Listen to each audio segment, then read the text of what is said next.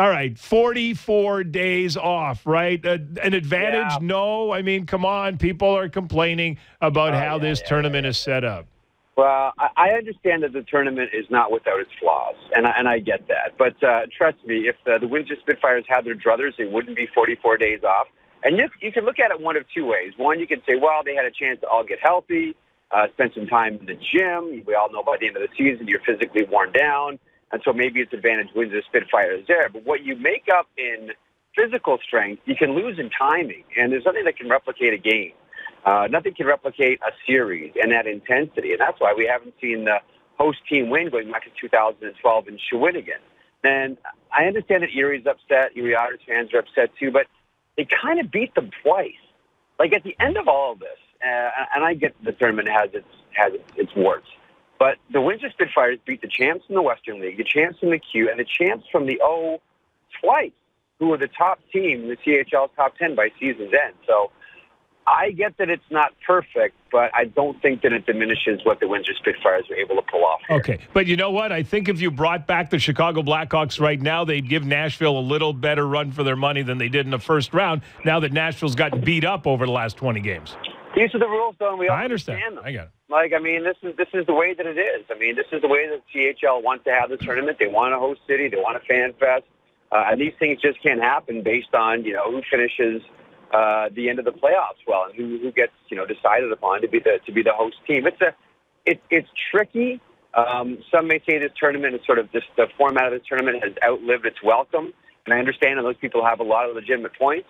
But I think for other teams, and I saw some players from here yesterday complaining about the format, for teams now to complain about it when everybody should be eyes open wide about what this format is and what the potential is for the host city to do, I think complaining, it falls a little short for me.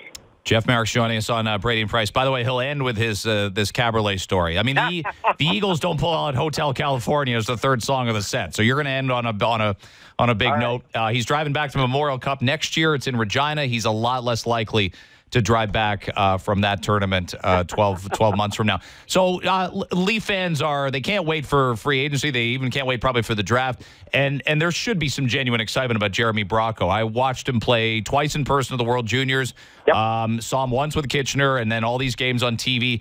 But we don't know yet, right? Like, how do you project him out as a NHL player? There's going to be a steep learning curve. That said, he's going to step in, and I think no matter who he gets paired with in training camp preseason for the Leafs this fall, he's going to be well fortified and well protected, isn't he?